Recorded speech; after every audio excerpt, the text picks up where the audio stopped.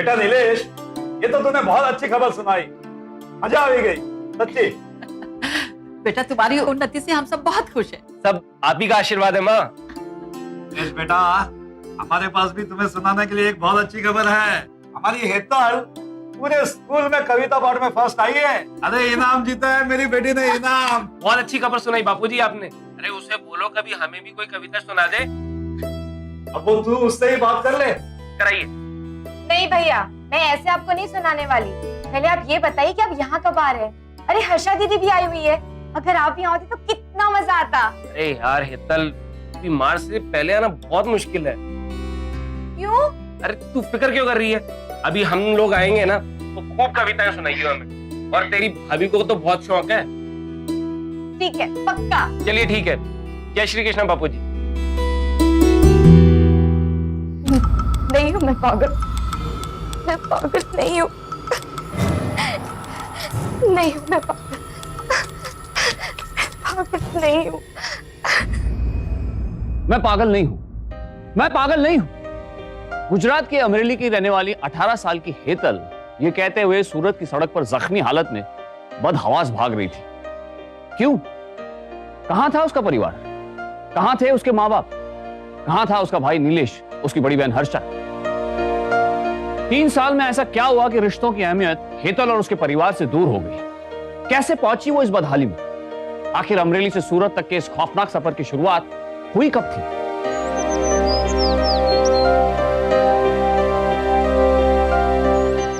बेटा हम लोग मंदिर में चढ़ावा चढ़ाकर शाम तक वापस आ जाएंगे। हेतल का ख्याल रखना। बचपन से मैं इसी का तो ख्याल रखती आ रही हूँ, आप बिल्कुल भी चिंता मत कीजिए बापूजी। हेतल, बड़ी दीदी को बिल्कुल तंग नहीं करना। माँ आप चलो निकलो। जय श्री कृष्ण। जय श्री कृष्ण। जय श्री कृष्ण। चलिए। हर्षा दीदी, पापा का फोन नहीं लग रहा। ये लोग तो सुबह से निकले थे ना, अब तक तो इन्हें लौट आना चाहिए था। देख हेतल, तू परेशान मत हो, पता है ना मंदिर बहुत दूर है, वो लोग आते ही होंगे।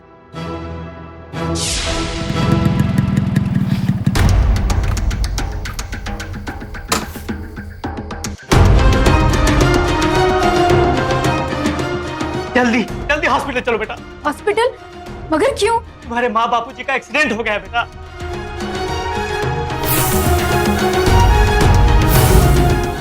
जो होना था तो हो गया। मैं तो हेतल को अपने साथ सिद्धपुर लेकर चली जाऊंगी।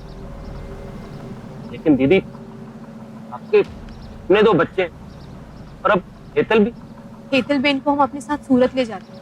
और अब वैसे भी इतना कुछ कर चुके हैं हम सबके लिए। अब आप हेतल की चिंता बिल्कुल मत कीजिए। नीलेश ठीक कह रहा है हर्षा। वो वहाँ अकेले सूरत में क्या करेगी? ए दीदी, अकेले क्यों? हम लोग हैं ना। और वैसे भी अब यहाँ बचा ही क्या? जैसा सासू माँ ने तय किया था, उनके सारे गहने हेतल को जाएंगे। रह गया है घर,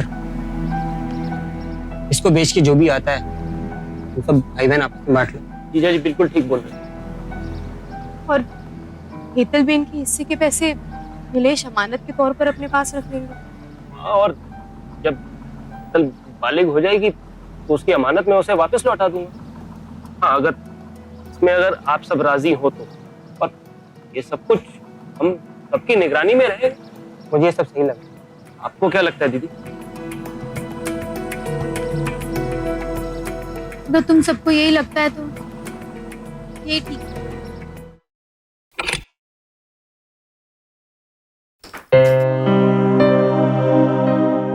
ये कमरा तो तेरा है ही, अब इस घर को भी अपना ही समझना।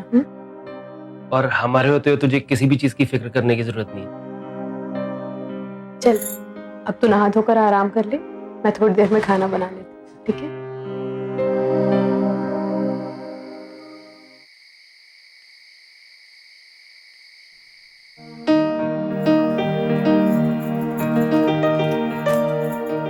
कभी कभी ना मुझे लगता है जैसे ये फाइल सी आपकी पत्नी है, जब देखो तब काम। मेरी तो आपको कोई परवाह ही नहीं है। क्या हो गया? क्या हो गया? अरे घर में इतना सारा जेवर और पैसा, मुझे तो इतनी टेंशन हो रही, पता है मेरे गले से निवाला भी नहीं उतरता। आखिर जो भी हो, हेतल की जिम्मेदारी हमारी ही है ना। और इतना जेवर और पैसा घर में रखना सेफ भी तो नहीं है। अब उसके पास तो लॉकर है नहीं, तो मैं सोच रही थी आप उससे वो जेवर लेके मुझे क्यों नहीं दे देते? मैं देवेन के साथ जाकर हमारे लॉकर पे रखाऊंगी। अब लॉकर इस घर पे मेरे ही पास है ना। तो तुम ठीक कह रही हो, सारा गहना और पैसा वहां पे लॉकर में ही ज्यादा सेफ रहेगा। मैं काम करता हूँ, कल मैं हेतल से सारा पैसा और गहना लेके मैं तुम्हें दे देता हूँ, ठीक है? चलो बाबा, अब मैं अपना काम कर लूं।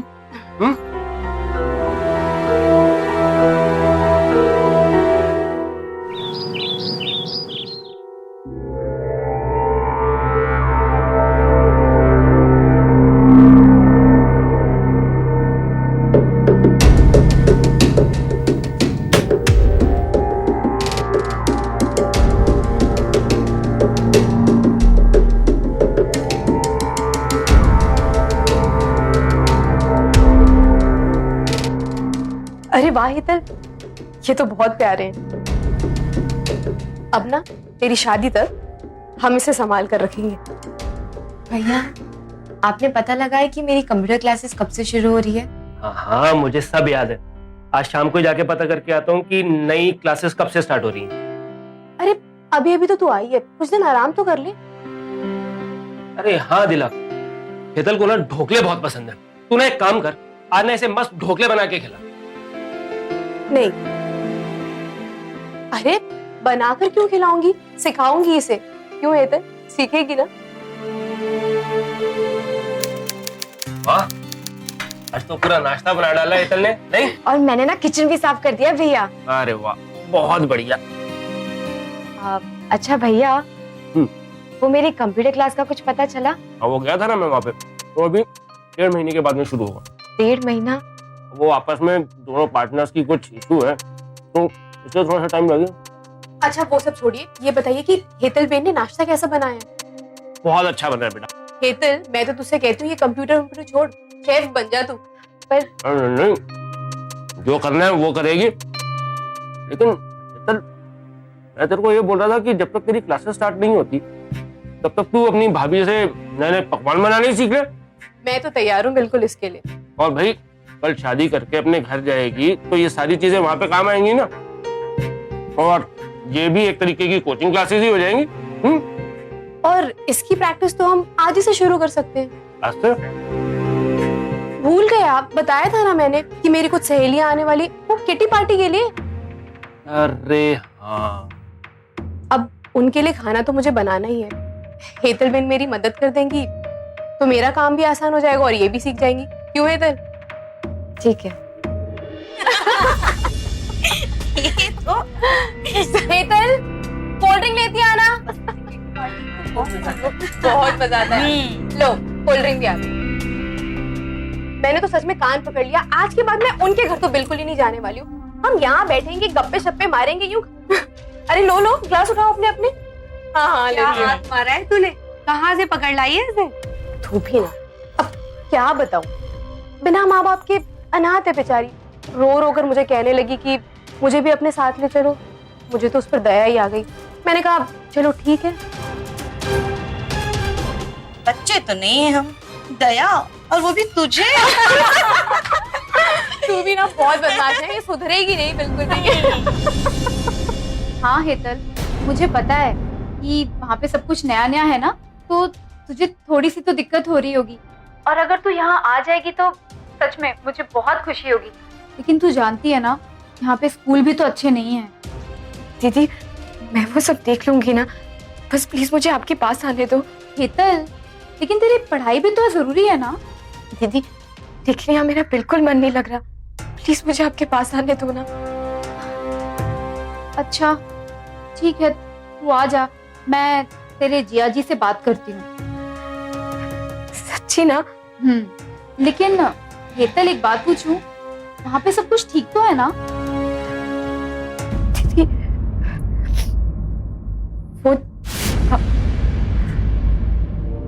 वो ला जरा, मैं भी दीदी से बात करूं। तू जा, तब तक मेरे लिए पानी ले आ।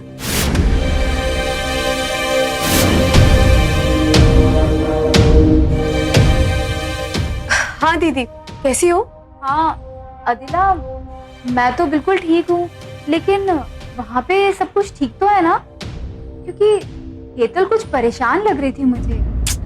कहाँ ठीक है दीदी, अभी माँ और बापूजी को गए दिन ही कितने हुए। हर वक्त बस खोई खोई रहती है हमारी हेतल। ओ, फिर अब? इसीलिए तो मैं हर वक्त उसे अपने साथ ही रखती हूँ। घर के काम काज में इधर उधर उसका मन लगाए रखने की कोशिश करती हूँ, लेकिन फिर भी हेतल। अरे अदिला देखो, तुम हिम्मत मत हारना। हाँ, तुम अपने आप को संभालो, और मुझे पूरा विश्वास है कि तुम हेतल को संभाल लोगी। बस तुम हिम्मत मत हारना, संभाल लो उसे और अपने आप को भी। हाँ ठीक है दीदी।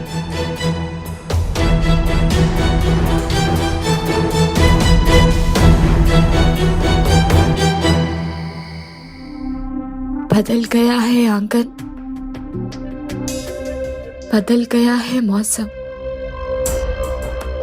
कुछ अच्छा सा नहीं लगता। हूं तो अपनों के बीच, लेकिन फिर भी क्यों कुछ सच्चा सा नहीं लगता।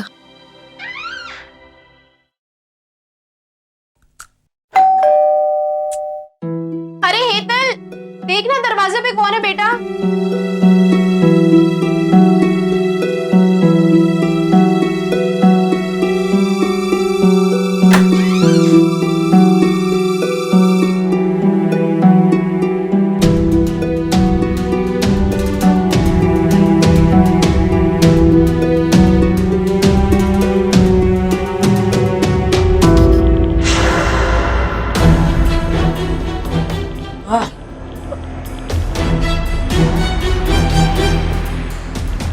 सुधरोगे नहीं तुम? भाई किसका हूँ?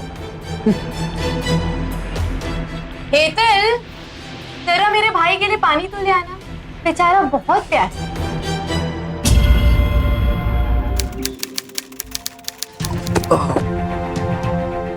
सॉरी। सॉरी बोलना है तो थोड़ा प्यार से बोल देती। अब जाने की इतनी जल्दी क्या है, थोड़ा सा वक्त हमारे लिए भी निकाल लिया करो। देवी, ये क्या हो रहा है? देखो ना दीदी, अब तो हम एक दूसरे को कितने दिन से जानते हैं, फिर भी ये ऐसे डर रही है जैसे मैं सड़क पे चलता हुआ कोई मवाली हूँ। अब ये हमारी तुम्हारी तरह बड़े शहर से थोड़ी है, छोटे से शहर से है बेचारी। इसे क्या पता बड़े शहर के लोग और उनके तौर तरीकों के बारे में।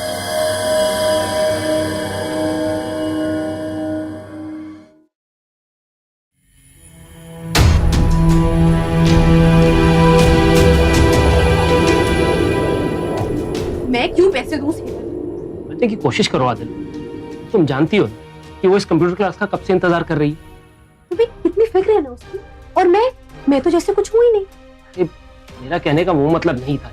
कल उसके मिशन का आखिरी दिन है, और उसके जितने भी पैसे थे वो मैं सारे पहले ही इन्वेस्ट कर चुका हूँ। तो इसमें मैं क्या करूं?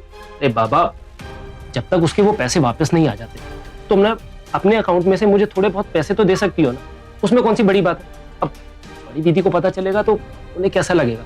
हाँ, बड़ी दीदी को बुरा लगेगा, हेतल को बुरा लगेगा, तुम्हें बुरा लगेगा, बस। और मैं जाऊं भाड़ में। आदिला, क्या मिला मुझे तुमसे शादी करके? हाँ, तुम्हारी नौकरी, ये घर, और तो और जो बिजनेस तुम शुरू करने जा रहे हो ना, वो भी मेरे बापूजी की वजह से। और तुमने किया क्या मेरे लिए? तुम कैसी बातें कर रही हो? हाँ, तो गलत क्या कह रही हूँ? सोचा था कि तुम्हारे माँ और बापूजी के जाने के बाद शायद कुछ मिले, लेकिन नहीं। और वो सारे जेवर भी हेतल के नाम। मैं सचमुच कुछ नहीं। अब मैं इस बेचारी हेतल का क्या दोष है? देखो, ये दोष वोश ना मुझे नहीं पता, मुझे सिर्फ इतना पता है कि मुझे तो उसकी शक्ल देख के चिढ़ होती। और वैसे भी घर की जायदाद में बेटियों का कब से हिस्सा होने लगा? इसका मतलब है सब कुछ तो तुम्हारा हुआ ना, मतलब मेरा। हाँ पापा, सब कुछ तुम्हारा ही है, लेकिन प्लीज थोड़ी धीरे बोलो, कहीं हेतल ना सुन लेगी तो क्या? मैं क्या कुछ गलत कह रही हूँ? ठीक है, तुम ही बताओ आगे क्या करना है। ये सब ना मुझसे मत पूछो, मुझे सिर्फ इतना पता है कि आज के बाद ना इस हेतल के लिए मेरे या मेरे पैसे की तरफ देखना भी। ठीक है, अब तुम जो बोलोगी ना मैं वही करूंगा।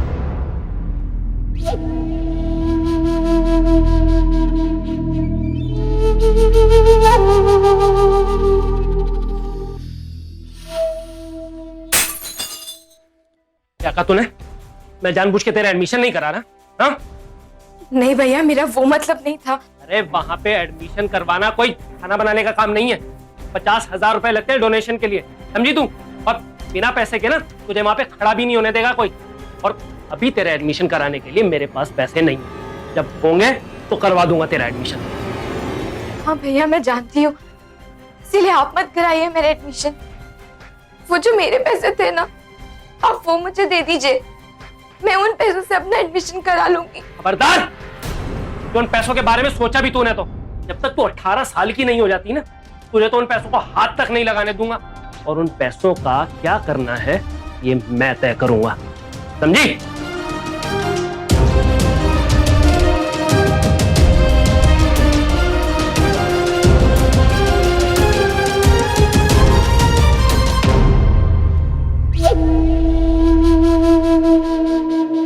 ठंडक पड़ गई तेरे कलेजे को? बापूजी समान भाई से सुबह सुबह बहस करने से पहले सोचा नहीं ना तूने?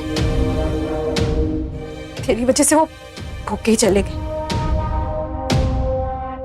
आने दे तेरी दीदी का फोन, तेरी सारी करतूतें बताती हूँ।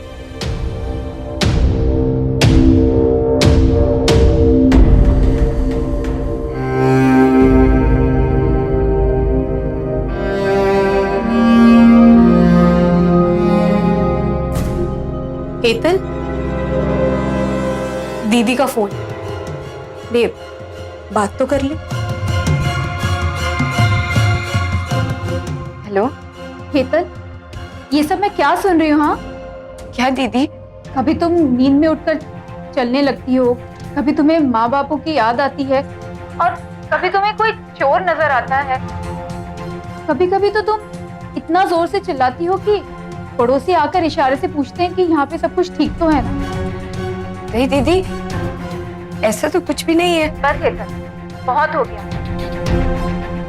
देखो, माँ बापूजी की याद हमें भी बहुत आती है, उनके जाने का दुख हमें भी बहुत है, लेकिन इसका मतलब ये नहीं है कि तुम इस तरह की हरकतें करो। अब तुम कोई दूध पीती बच्ची नहीं रही हेतल, अपने आप को संभालो। और एक तो अदिला ने तुम्हें अपने पास रखा है, उसे और परेशान मत करो। और अगर तुम उसे इतना ही परेशान करती रहोगी तो तुम हमें भी मुसीबत में डाल दो। दीदी सुनिए तो, ऐसा बिल्कुल भी नहीं है। अब बस करो, अदिला को फोन करो।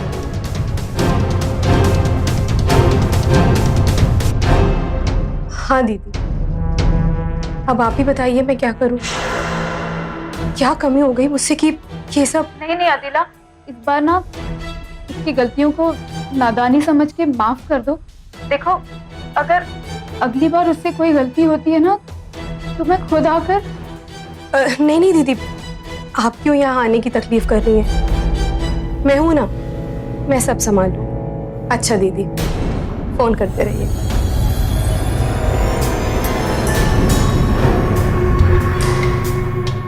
आज के बाद अगर अपनी जबान खोली ना तो तेरी टांगे तोड़कर रख दूंगी, समझी? फिर रेंगते हुए जाना अपनी उन कंप्यूटर क्लासेस की।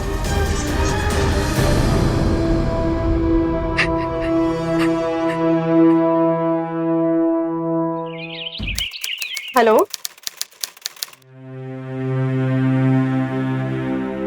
अरे मैं आ रही हूँ, बस पहुंचती हूँ, ठीक है?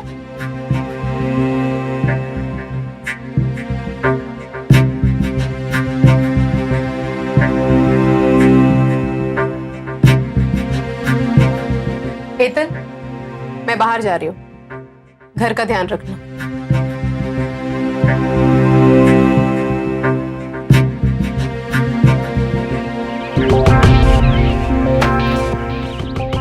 ऑटो,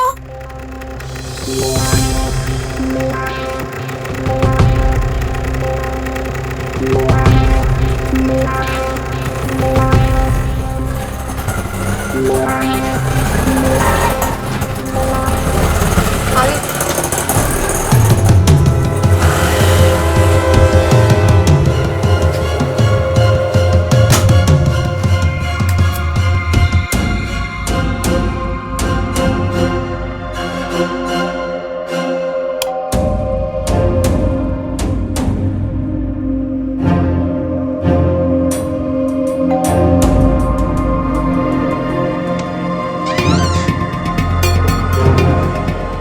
भाभी घर पर नहीं है।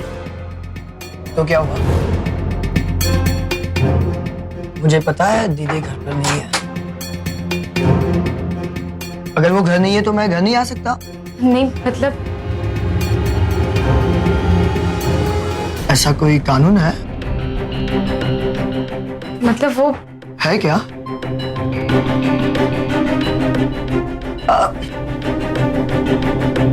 अच्छा, कम से कम पानी तो पिला दो।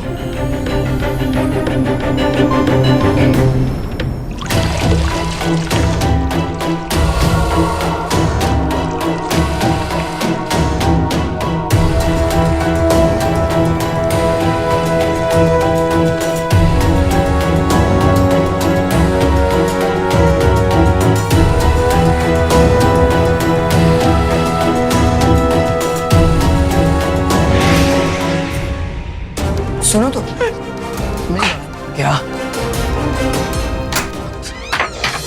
अब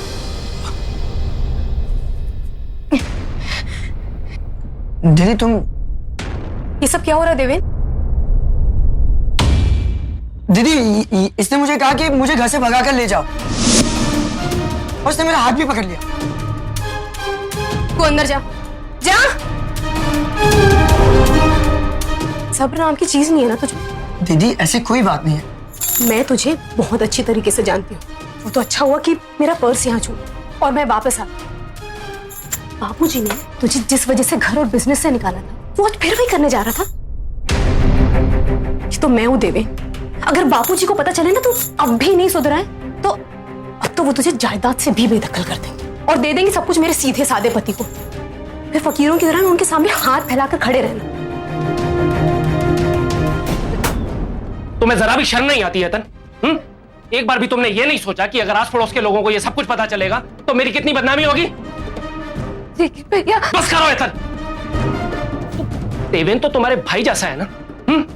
तुमने उसी के साथ थी, उसी का हाथ पकड़ के तुम यहां से भाग जाना चाहती थी, है? क्या क्या नहीं किया हम लोगों ने तुम्हारे लिए? बस नीलेश, अब मैं और यहाँ नहीं रह सकती। मैं कल ही अपने बाबूजी के घर जा रही हूँ। ये क्या कह रही हो तुम आदिल? अब तुम क्यों जाओगी? नहीं नीलेश, कल इसने तुम पर इल्जाम लगाया, आज देवेन पर। क्या पता कल ये मुझ पर ही उंगली उठाए, कह दे कि मैं इसकी सेवा हड़पना चाहती हूँ। मैं ये बर्दाश्त नहीं कर सकती। अरे आदिल सुनो तो।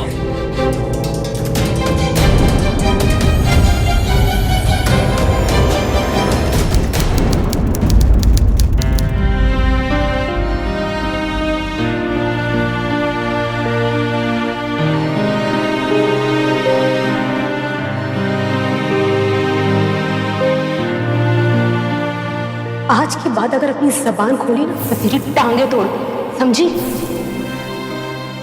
मेरी बात सुनो, मैं तुम्हें घर से भगा कर ले जाऊं। छोड़ो। सच में मेरी बात सुनो।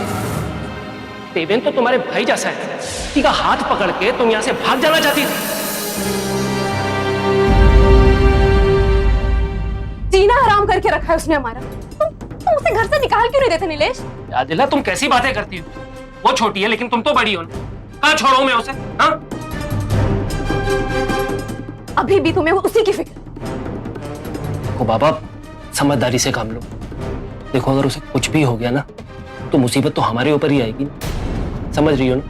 देखो सारा मामला गड़बड़ हो जाएगा और अगर उसे कुछ भी हो गया ना तो बड़ी दीदी अपने वकील पति की मदद से सारा कैश तो लेंगी और जो तुम्हारे लॉकर में उसके जेवर है ना वो भी जाएंगे हाथ से। सब्र से काम करो, समझी?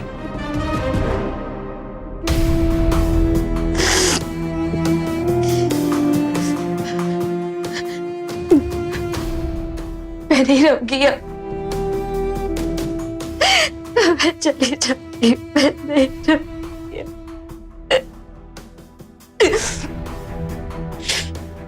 मैं नहीं रहूंगी।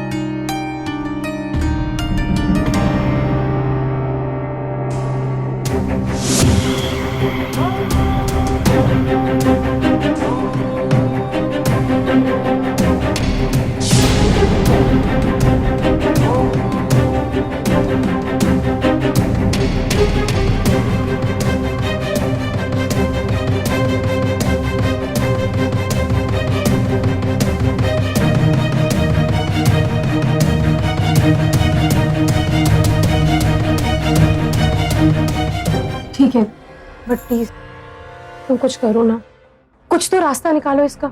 हाँ बाबा, निकालता हूँ रास्ता, लेकिन पहले मुझे एक गिलास पानी पिला। इस सारे झमेले के चक्कर में ना भूखे प्यासे रह रहे के मेरा दिमाग भी चलना बंद।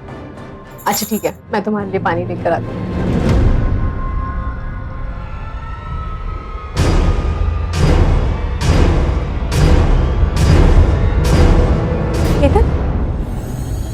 नीलेश, वो भाग रही है। पकड़ो उसे।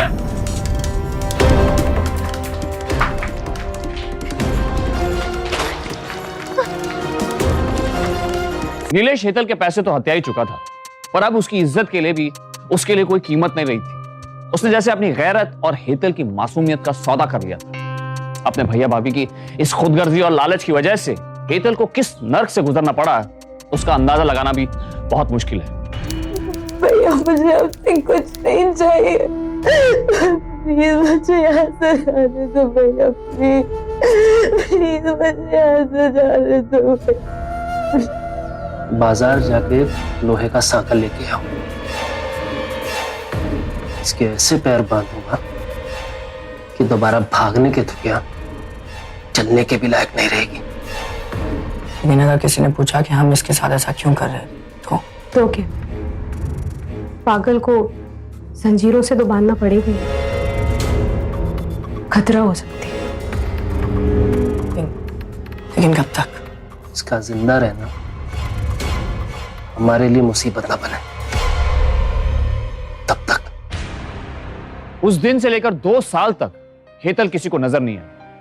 अगर सुनी थी तो बस उसकी चीखें, जिनमें उसका दर्द, उसकी बेबसी साफ झलकती थी। लेकिन लोगों पर उन चीखों का भी कोई असर नहीं हुआ। सभी ने यह मान लिया कि हेतल पूरी तरह से पागल हो चुकी है, अपना मानसिक संतुलन खो चुकी है। जब हेतल की बड़ी बहन हर्षा उससे मिलने आई तो दवाइयों के जरिए हेतल की वो दशा कर दी गई थी कि वो कुछ बोलने के लायक ही नहीं रही। हार मानकर हर्षा ने भी ये कबूल कर लिया कि हेतल सचमुच पागल हो गई है। अपनी चाल सफल होते देख नीलेश के मन से भी अपनी बड़ी बहन का डर धीरे धीरे निकल गया और उनके अपने स्वार्थ में जैसे हेतल कहीं खो गई। हेतल के हिस्से के पैसों से नीलेश का बिजनेस चल पड़ा और घर में आमदनी भी अच्छी होने लगी। भैया, लेकिन हेतल के हिस्से में अब भी अत्याचार और जुल्म ही थे। भैया प्लीज। वो गुलामों की तरह दिन भर घर में काम करती, ले साफ कर सारे, और उसे बस इतना खाना दिया जाता था ताकि वो जिंदा रहे।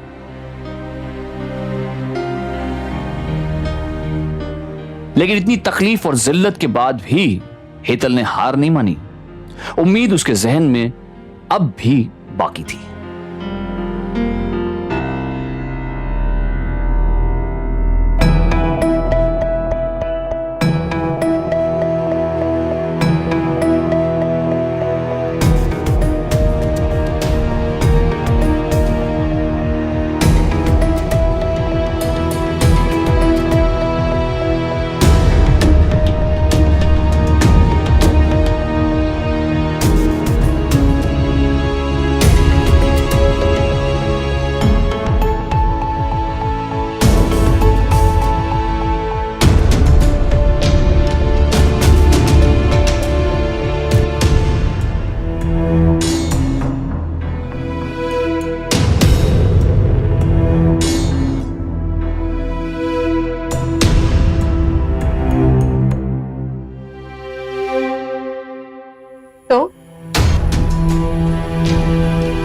तुझे ये अब भी अच्छी लगती है? क्या दीदी तुम भी।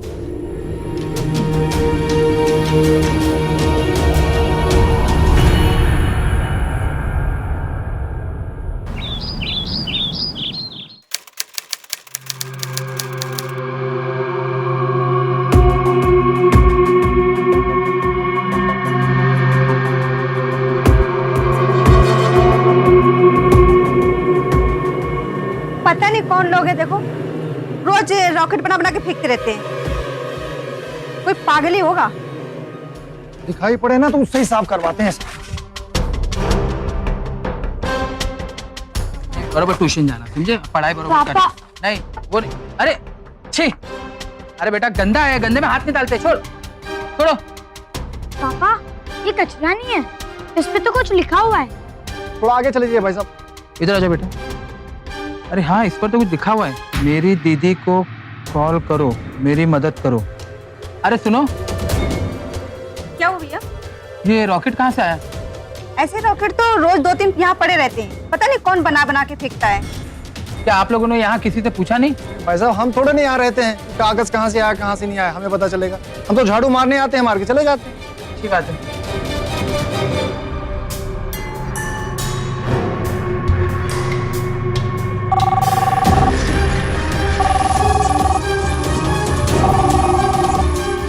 हेलो हर्षा दीदी, कैसी हैं आप हेतल बेन को देखने आ रही हैं? हाँ अदिला, मैं आ रही हूँ और मैंने अहमदाबाद में एक बड़े डॉक्टर से बात भी कर ली है। ये तो बहुत अच्छी बात है। ठीक है, आप आ जाइए, मैं नीलेश को बता दूंगी। जी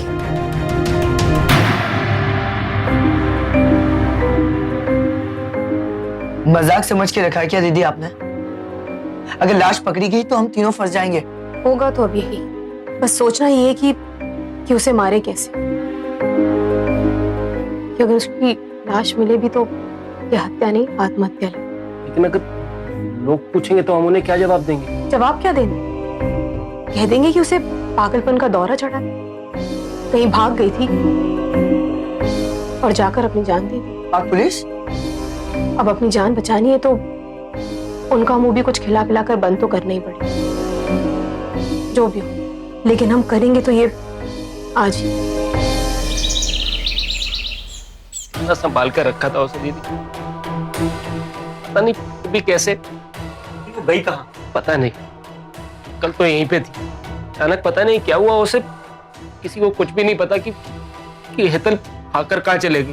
भगवान करे वो जहाँ भी हो ठीक हो। पता नहीं किस हाल में होगी बेचारी, पूरी तरह से पागल हो गई थी।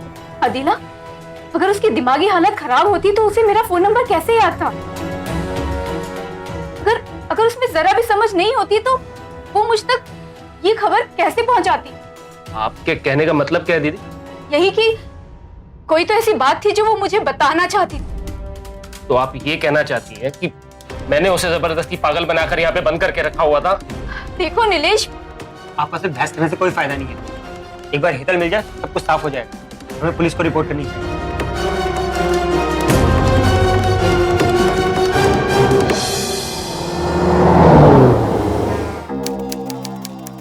2 साल पहले पापा मम्मी की डेथ के बाद भाई ने कहा कि वो मेरी बहन को रखना चाहते हैं, तो कोई बात भी नहीं थी कि मतलब भाई के पास वो ठीक रहेगी।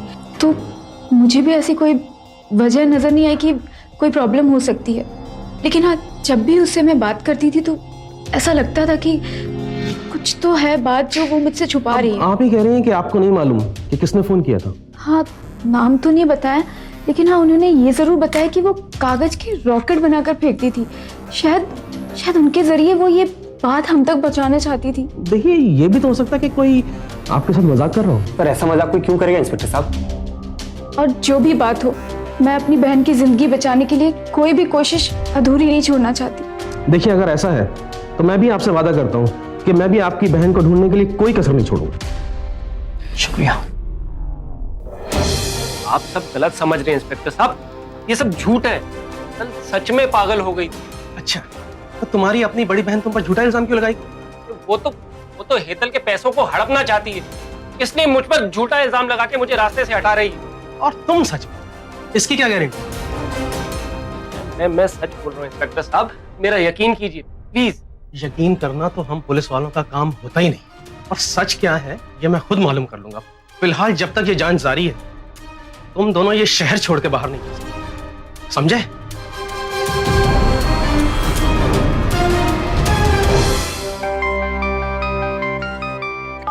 हेलो, क्या ये आप क्या कह रहे हैं? ऐसा कैसे हो सकता है? चलो जल्दी। डॉक्टर कैसी है मेरी हेतल? वो ठीक तो हो जाएगी ना? ये तुम्हें उसके होश में आने के बाद ही बता पाऊंगा। लगता है उसे एक लंबे अरसे से भूखा प्यासा रखा गया है। अच्छा मैं चलता हूँ।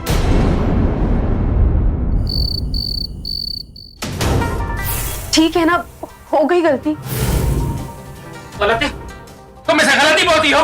तो हो गई ना गलती, तो अब क्या करें? अरे पागल, तुम्हारा बाप पागल, तुम्हारा खानदान पागल। बोला था ना मैंने तुम्हें, बोला था ना कि हेतल को मार के उसी वक्त कहीं पे फेंक देना। फिर तुम्हारे उस बेवकूफ भाई से इतनी बड़ी गलती कैसे हो गई? मुझ पर चिल्लाकर क्या होगा? अरे तो किस पर चिल्लाऊं? और वो तुम्हारा बेवकूफ भाई हमें फंसाकर भाग गया। कहां पर है? मुझे क्या पता कि कहाँ है वो। कल से तो उसका फोन भी नहीं लग रहा। दुआ करो कि हेतल हॉस्पिटल में ही दम तोड़ दे, क्योंकि अगर वो बच गई ना तो हम नहीं बचेंगे। जब तक हेतल को होश नहीं आ जाता तब तक नीलेश, अदिला और देवन का जुर्म साबित करना मुमकिन नहीं था। लेकिन हैरानी भरा सवाल यहां यह उठता था कि आखिर हेतल जिंदा कैसे बच गई और देवन, जिसे हेतल को मारने की जिम्मेदारी दी गई थी, वो कहां छुपा हुआ था? आखिर उसका फोन स्विच ऑफ क्यों था? क्या देवन हेतल की हत्या करने में असफल रहा या ऐन वक्त पर देवन को हेतल पर दया आ गई? ऐसे कई सवाल थे जिनका जवाब हेतल के होश में आने पर ही मिलता। लेकिन तब तक सबसे जरूरी था हेतल का पूरा ध्यान रखना, और हर्षा ने वही किया। वो दिन रात उसकी सेवा में जुट गई। आखिरकार उसे कामयाबी मिली। मुझे घर लेकर चल के बहुत काम करा, और जब मैंने कंप्यूटर क्लास पे डालने की बात की तो मुझे बहुत मारा। मैंने भागने की कोशिश भी की, लेकिन उसने मेरे पैर जंजीर से फांस दिए। मैंने फिर वो रॉकेट बना के फेंके। उसमें मैंने आपका नंबर लिखा था, लेकिन आप आती इससे पहले वो देवेन मुझे लेकर चला गया। देवेन ने मेरे साथ जबरदस्त कोशिश।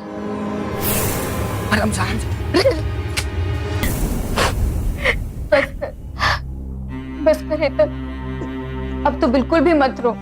जिन लोगों ने तेरे साथ ये सलूक किया है उनको उनके किए की सजा जरूर मिलेगी, और मैं उनको सजा दिलाऊंगी, मैं दिलाऊंगी। पुलिस ने जैसे तैसे उस बेकाबू भीड़ से नीलेश और अदिला को बाहर निकाला और थाने ले गई। इधर जैसे ही देवन को होश आया तो वो अपनी जान बचाने के लिए मुंबई भाग निकला, मगर सक्षम पुलिस ने उसे वहां भी ढूंढ निकाला। हर्षा ने हर मुमकिन कोशिश की हेतल के जहन से उस दर्दनाक दौर की कड़वी यादें मिटाने के लिए, और वो कामयाब भी रही। क्योंकि अगर हमारे अपने मुश्किल वक्त में हमारे साथ ना हो तो छोटी से छोटी कठिनाई भी हमें अपाहिज बना देती है। पर जब परिवार का साथ हो तो इंसान बड़े से बड़े सदमे से भी लड़ जाता है। रिश्तों के ये कच्चे धागे ही हैं जो जिंदगी के सुख दुख को एक साथ बांध कर रखता है। इसीलिए ये जरूरी है कि दूसरों की सुनने की बजाय पहले अपने परिवार की सुने, उन पर विश्वास करें, एक दूसरे की मदद के लिए हमेशा तैयार रहें, सतर्क रहें, सावधान रहें। इसी उम्मीद के साथ मैं हितेन तेजवानी आपसे इजाजत लेता हूं।